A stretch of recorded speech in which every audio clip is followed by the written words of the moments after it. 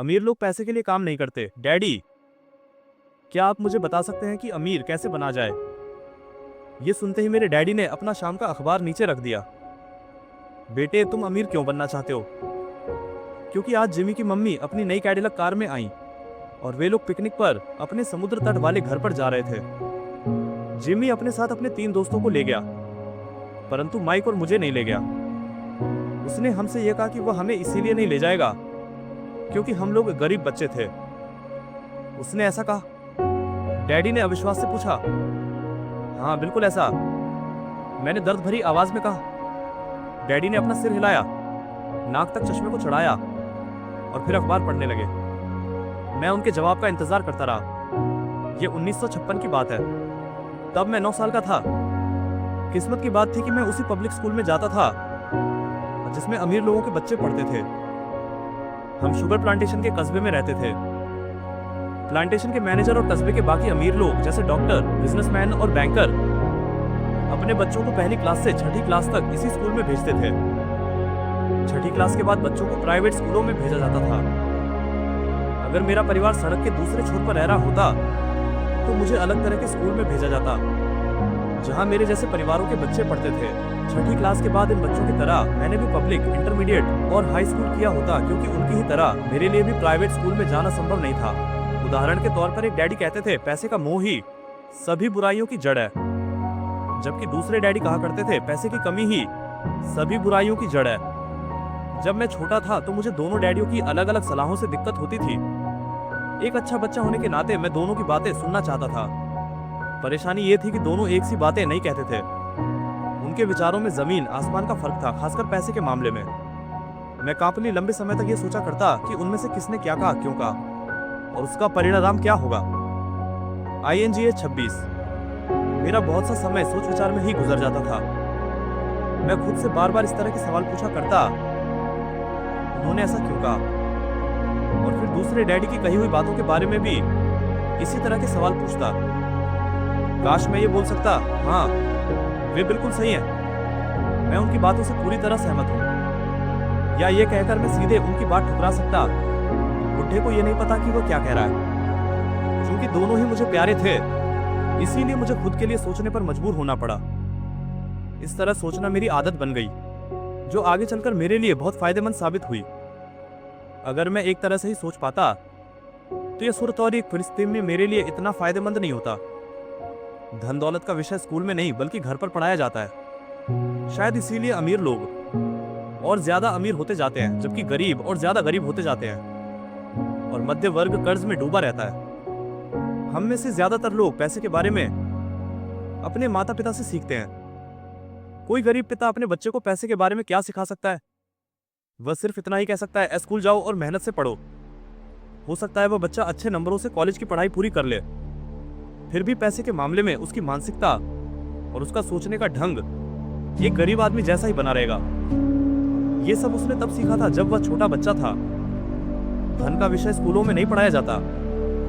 स्कूलों में शैक्षणिक और व्यावसायिक निपुणताओं पर जोर दिया जाता है, न कि धन संबंधी निपुणता पर। इससे यह साफ हो जाता है कि जिन स्मार्ट बैंकर्स, डॉक्टर्स और अकाउंटेंट्स के स्कूल में अच्छे नंबर आते हैं, वे जिंदगी भर पैसे के लिए संघर्ष क्यों करते हैं। हमारे देश पर जो भारी कर्ज लदा हुआ है वह काफी हद तक उन उच्च शिक्षित राजनेताओं और सरकारी अधिकारियों के कारण है जो आर्थिक नीतियां बनाते हैं। और मजे की बात यह है कि वे धन के बारे में बहुत कम जानते हैं। मैं अक्सर नई सदी में आने वाली समस्याओं के बारे में सोचता हूँ। तब क्या होगा जब हमारे पास ऐसे करोड़ों लोग होंगे जिन्हें आर्थिक और चिकित्सकीय मदद की जरूरत होगी। धन संबंधी मदद के लिए या तो वे अपने परिवारों पर या फिर सरकार पर निर्भर होंगे। क्या होगा जब मेडिकेयर और सोशल सिक्योरिटी के पास का पैसा खत्म हो जाएगा? किस तरह कोई देश तरक्की कर पाएगा? अगर वैसे के बारे में पढ़ाई की जिम्मेदारी माता पिता के ऊपर छोड़ दी जाएगी, जिनमें से ज्यादातर गरीब हैं या गरीब होंगे। क्योंकि मेरे पास 2 प्रभावशाली डैडी थे, इसीलिए मैंने दोनों से ही सीखा। मुझे दोनों की सलाह पर सोचना पड़ता था। इस तरह से सोचते सोचते मैंने ये भी जान लिया कि किसी व्यक्ति के विचार उसकी जिंदगी पर कितना जबरदस्त प्रभाव डाल सकते हैं। उदाहरण के तौर पर एक डैडी को यह कहने की आदत थी, मैं इसे नहीं खरीद सकता। दूसरे डैडी इन शब्दों के इस्तेमाल से चिढ़ते थे। वे जोर देकर कहा करते थे, कि मुझे इसके बजाय यह कहना चाहिए मैं इसे कैसे खरीद सकता हूँ। पहला वाक्य नकारात्मक है और दूसरा प्रश्नवाचक। एक में बात खत्म हो जाती है और दूसरे में आप सोचने के लिए मजबूर हो जाते हैं। मेरे जल्द ही अमीर बनने वाले डैडी ने मुझे समझाया कि जब हम कहते हैं माननीय मैं इसे नहीं खरीद सकता तो हमारा दिमाग काम करना बंद कर देता है। इसके बजाय जब हम ये सवाल पूछते हैं मैं इसे, तो हमारा दिमाग काम करना बंद कर देता है। इसके बजाय जब हम ये सवाल पूछते हैं मैं इसे, तो हमारा दिमाग काम करना बंद कर देता है। इसके बजाय जब हम ये सवाल पूछते हैं मैं इसे, तो हमारा दिमाग काम करना बंद कर देता है। इसके बजाय जब हम ये सवाल पूछते हैं मैं इसे, तो हमारा दिमाग काम करना बंद कर देता है। इसके बजाय जब हम ये सवाल पूछते हैं मैं इसे, तो हमारा दिमाग काम करना बंद कर देता है। इसके बजाय जब हम ये सवाल पूछते हैं मैं इसे, तो हमारा दिमाग काम करना बंद कर देता है। इसके बजाय जब हम ये सवाल पूछते हैं मैं इसे, तो हमारा दिमाग काम करना बंद कर देता है। इसके बजाय जब हम ये सवाल पूछते हैं मैं इसे, तो हमारा दिमाग काम करना बंद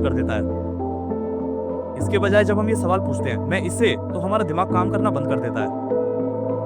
इसके बजाय जब हम ये सवाल पूछते हैं मैं इसे, तो हमारा दिमाग काम करना बंद कर देता है। इसके बजाय जब हम ये सवाल पूछते हैं मैं इसे, तो हमारा दिमाग काम करना बंद कर देता है। इसके बजाय जब हम ये सवाल पूछते हैं मैं इसे, तो हमारा दिमाग काम करना बंद कर देता है। इसके बजाय जब हम ये सवाल पूछते हैं मैं इसे, तो हमारा दिमाग काम करना बंद कर देता है। इसके बजाय जब हम ये सवाल पूछते हैं मैं इसे, तो हमारा दिमाग काम करना बंद कर देता है। इसके बजाय जब हम ये सवाल पूछते हैं मैं इसे, तो हमारा दिमाग काम करना बंद कर देता है। इसके बजाय जब हम ये सवाल पूछते हैं मैं इसे, तो हमारा दिमाग काम करना बंद कर देता है। इसके बजाय जब हम ये सवाल पूछते हैं मैं इसे, तो हमारा दिमाग काम करना बंद कर देता है। इसके बजाय जब हम ये सवाल पूछते हैं मैं इसे, तो हमारा दिमाग काम करना बंद कर देता है। इसके बजाय जब हम ये सवाल पूछते हैं मैं इसे, तो हमारा दिमाग काम करना बंद कर देता है। इसके बजाय जब हम ये सवाल पूछते हैं मैं इसे, तो हमारा दिमाग काम करना बंद कर देता है। इसके बजाय जब हम ये सवाल पूछते हैं मैं इसे, तो हमारा दिमाग काम करना बंद कर देता है। इसके बजाय जब हम ये सवाल पूछते हैं मैं इसे, तो हमारा दिमाग काम करना बंद कर देता है। इसके बजाय जब हम ये सवाल पूछते हैं मैं इसे, तो हमारा दिमाग काम करना बंद कर देता है। इसके बजाय जब हम ये सवाल पूछते हैं मैं इसे, तो हमारा दिमाग काम करना बंद कर देता है। इसके बजाय जब हम ये सवाल पूछते हैं और मैं इसे, तो हमारा दिमाग काम करना बंद कर देता है। इसके बजाय जब हम ये सवाल पूछते हैं मैं इसे, तो हमारा दिमाग काम करना बंद कर देता है। इसके बजाय जब हम ये सवाल पूछते हैं मैं इसे, तो हमारा दिमाग काम करना बंद कर देता है। इसके बजाय जब हम ये सवाल पूछते हैं मैं इसे, तो हमारा दिमाग काम करना बंद कर देता है। इसके कैसे खरीद सकता हूँ, तो हमारा दिमाग काम करने लगता है। उनका ये मतलब नहीं था कि आपका जिस चीज पर दिल आ जाए उसे खरीद ही लें। वे लगभग दीवानगी की हद तक अपने दिमाग को कसरत करवाना चाहते थे, क्योंकि उनके ख्याल से दिमाग दुनिया का सबसे ताकतवर कंप्यूटर है। मेरा दिमाग हर रोज तेज होता जाता है, क्योंकि मैं इसकी कसरत करता रहता हूँ। ये जितना तेज होता जाता है मैं इसकी मदद से उतना ही ज्यादा पैसा कमा सकता हूँ। उनका मानना था कि मैं इसे नहीं खरीद सकता। कहना दिमागी आलस की पहचान है। हालांकि दोनों ही डैडी अपने काम में कड़ी मेहनत करते थे, परंतु मैंने देखा कि पैसे के मामले में एक डैडी की आदत यह थी कि वे अपने दिमाग को सुला देते थे और दूसरे डैडी अपने दिमाग को लगातार कसरत करवाते रहते थे। इसका दीर्घकालीन परिणाम यह हुआ कि एक डैडी आर्थिक रूप से बहुत अभीर होते चले गए, जबकि दूसरे डैडी लगातार कमजोर होते गए। इसे इस तरह से समझें कि एक व्यक्ति हर रोज कसरत करने के लिए जिम जाता है, जबकि दूसरा व्यक्ति अपने सोफे पर बैठकर टीवी देखता रहता है। शरीर की सही कसरत से आप ज्यादा तंदुरुस्त हो सकते हैं और दिमाग की सही कसरत से आप ज्यादा अमीर हो सकते हैं। आलस्य से स्वास्थ्य और धन दोनों का नुकसान होता है। मेरे दोनों डैडियों की विचारधारा में जमीन आसमान का अंतर था। एक डैडी की सोच थी कि अमीरों को ज्यादा टैक्स देना चाहिए ताकि बेचारे गरीबों को ज्यादा फायदा मिल सके, जबकि दूसरे डैडी कहते थे टैक्स उन लोगों को सजा देता है जो उत्पादन करते हैं और उन लोगों को इनाम देता है जो उत्पादन नहीं करते। एक डैडी सिखाते थे मेहनत से पढ़ो ताकि तुम्हें किसी अच्छी कंपनी में नौकरी मिल जाए, जबकि दूसरे डैडी की सीख ये थी मेहनत से पढ़ो ताकि तुम्हें किसी अच्छी कंपनी को खरीदने का मौका मिल जाए। एक डैडी कहते थे मैं इसीलिए अमीर नहीं हूँ क्योंकि मुझे बाल बच्चों को पालना पड़ता है। दूसरे डैडी कहते थे मुझे इसीलिए अमीर बनना है क्योंकि मुझे बाल बच्चों को पालना है। एक डैडी डिनर की टेबल पर पैसे और बिजनेस के बारे में बात करने के लिए हमेशा प्रोत्साहित करते थे। दूसरे डैडी भोजन करते समय पैसे की बातें करने के लिए मना करते थे। एक का कहना था जहां पैसे का सवाल हो सुरक्षित कदम उठाओ, खतरा मत उठाओ। दूसरे का कहना था खतरों का सामना करना सीखो। एक का मानना था हमारा घर ही हमारा सबसे बड़ा निवेश और हमारी सबसे बड़ी संपत्ति है। दूसरे का मानना था मेरा घर मेरा दायित्व है। और अगर आपका घर आपकी नजर में आपका सबसे बड़ा निवेश है तो आप गलत है। दोनों ही डैडी अपने बिल समय पर चुकाते थे, परंतु उनमें से एक सबसे पहले अपने दिल चुकाता था, जबकि दूसरा सबसे आखिर में। एक डैडी का यह मानना था कि कंपनी या सरकार को आपका ध्यान रखना चाहिए और आपकी जरूरतों को पूरा करना चाहिए। वे हमेशा तनख्वाह में बढ़ोतरी, रिटायरमेंट योजनाओं, मेडिकल लाभ, बीमारी की छुट्टी, छुट्टियों के दिन और बाकी सुविधाओं के बारे में चिंतित रहते थे। वे अपने दो चाचाओं से बहुत प्रभावित थे जो सेना में चले गए थे, और 20 साल के सक्रिय जीवन के बाद उन्होंने अपने रिटायरमेंट और जीवन भर के आराम का इंतजाम कर लिया था। वे मेडिकल लाभ के विचार को पसंद करते थे और सेना द्वारा अपने रिटायर्ड कर्मचारियों को दी जा रही सुविधाओं की भी तारीफ करते थे। उन्हें विश्वविद्यालय का टेन्योर सिस्टम भी काफी पसंद था। कई बार नौकरी से आजीवन मिल रही सुरक्षा और नौकरी के लाभ नौकरी से ज्यादा महत्वपूर्ण हो जाते हैं। वे अक्सर यह कहते थे, मैंने सरकार के लिए बहुत मेहनत से काम किया है और इसीलिए बदले में मुझे ये लाभ मिलने चाहिए। आप लोग talk with SR YouTube channel पर सुन रहे आगे। दूसरे डैडी पूरी तरह से आर्थिक स्वावलंबन में विश्वास करते थे। वे भी सुविधा भोगी मानसिकता के विरोधी थे। वे ये मानते थे कि इस तरह की मानसिकता लोगों को कमजोर और आर्थिक रूप से जरूरतमंद बनाती है। उनका दृढ़ विश्वास था कि आदमी को आर्थिक रूप से सक्षम होना चाहिए। एक डैडी कुछ डॉलर बचाने के लिए परेशान रहे। दूसरे डैडी एक के बाद एक निवेश करते रहे। एक डैडी ने मुझे बताया कि अच्छी नौकरी तलाशने के लिए अच्छा सा बायोडाटा कैसे लिखा जाए। दूसरे ने मुझे यह सिखाया कि कैसे मजबूत व्यावसायिक और वित्तीय योजनाएं लिखी जाए जिससे मैं नौकरियां दे सकूं। दो प्रभावशाली डैडियों के साथ रहने के कारण मुझे यह विश्लेषण करने का मौका मिला कि उनके विचारों का उनके जीवन पर कितना प्रभाव हो रहा है। मैंने पाया कि दरअसल लोग अपने विचारों से ही अपने जीवन को दिशा देते हैं। उदाहरण के तौर पर मेरे गरीब डैडी हमेशा कहा करते थे, मैं कभी अमीर नहीं बन पाऊंगा, और उनकी यह भविष्यवाणी सही साबित हुई। दूसरी तरफ मेरे अमीर डैडी हमेशा खुद को अमीर समझते थे। वे इस तरह की बातें करते थे, मैं अमीर हूं और अमीर लोग ऐसा नहीं करते। एक बड़े आर्थिक झटके के बाद जब वे दिवालियेपन की कगार पर थे, तब भी वे खुद को अमीर आदमी ही कहते रहे। वे अपने समर्थन में यह कहते थे, गरीब होने और पैसा न होने में फर्क होता है। पैसा पास में न होना अस्थायी होता है, जबकि गरीबी स्थायी है। मेरे गरीब डैडी यह भी कहते थे, मेरे पैसे में कोई रुचि नहीं है या पैसा महत्वपूर्ण नहीं है। मेरे अमीर डैडी हमेशा कहते थे, पैसे में बहुत ताकत है। हो सकता है शायद हमारे विचारों की ताकत को कभी भी मापा ना जा सके या फिर उन्हें पूरी तरह से समझा ना जा सके। फिर भी बचपन में ही मैं यह समझ गया था कि हमें अपने विचारों पर ध्यान देना चाहिए और अपनी अभिव्यक्ति पर भी।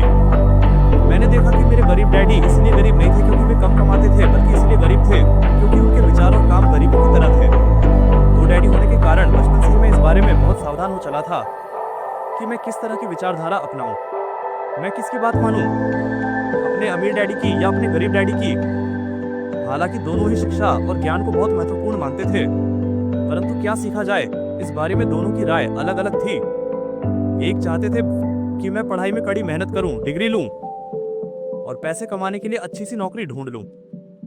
वे चाहते थे कि मैं एक पेशेवर अधिकारी, वकील या अकाउंटेंट बन जाऊं या M.BUKS कर लूं। दूसरे डैडी मुझे प्रोत्साहित करते थे कि मैं अमीर बनने का रहस्य सीख लूं, ये समझ लूं कि पैसा किस तरह काम करता है और ये जान लूं कि इससे अपने लिए कैसे काम लिया जाता है। मैं पैसे के लिए काम नहीं करता, इन शब्दों को वे बार बार दोहराया करते थे, पैसा मेरे लिए काम करता है। 9 वर्ष की उम्र में मैंने यह फैसला किया कि पैसे के बारे में मैं अपने अमीर डैडी की बात सुनूंगा और उनसे सीखूंगा। यह फैसला करने का मतलब था फैसला अपने गरीब डैडी की बातों पर ध्यान न देना। हालांकि उनके पास कॉलेज की बहुत सी डिग्रियां थी जो मेरे अमीर डैडी के पास नहीं थी। रॉबर्ट फ्रॉस्ट का सबक, रॉबर्ट फ्रॉस्ट मेरे पसंदीदा कवि हैं। हालांकि मुझे उनकी बहुत सी कविताएं पसंद है, परंतु डेथ रोड नॉट टेकन मुझे सबसे ज्यादा पसंद है। मैं इसकी शिक्षा का इस्तेमाल हर रोज करता हूँ। डेथ रोड नॉट टेकन वो राह जिसे चुना नहीं गया। पीले जंगल में धीराएं बढ़ती थी और अफसोस कि मुझे एक को चुनना था और मैं अकेला पथिक खड़ा रहा, देर तक ये देखते हुए कि ये राह कहाँ तक जाती है। झुरमुटों में मुड़ने के पहले फिर मैंने दूसरी राह चुनी, इतनी ही सुंदर और शायद बेहतर भी, क्योंकि यहाँ घास ज्यादा थी और कम लोग गुजरे।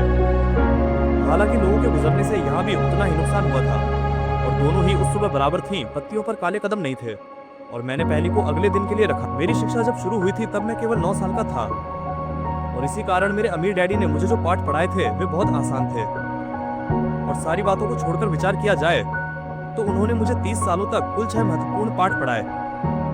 यह पुस्तक उन्हीं 6 पाठों के बारे में है और इसे भी उतना ही आसान बनाने की कोशिश की गई है जितना कि मेरे अमीर डैडी ने इन्हें मेरे लिए आसान बनाया था। यह पाठ आपके लिए जवाब की तरह नहीं लिखे गए हैं बल्कि मार्गदर्शक की तरह लिखे गए हैं। ऐसे मार्गदर्शक जो ज्यादा अमीर बनने में आपकी और आपके बच्चों की मदद करेंगे, चाहे बदलती हुई इस अनिश्चित दुनिया में कुछ भी होता रहे। आप लोग संदीप सिंह के YouTube channel talk with SSR पर सुन रहे ऐसे बुक के लिए सब्सक्राइब करें। जो भी कमियां हैं कमेंट करके जरूर बताया करें। धन्यवाद।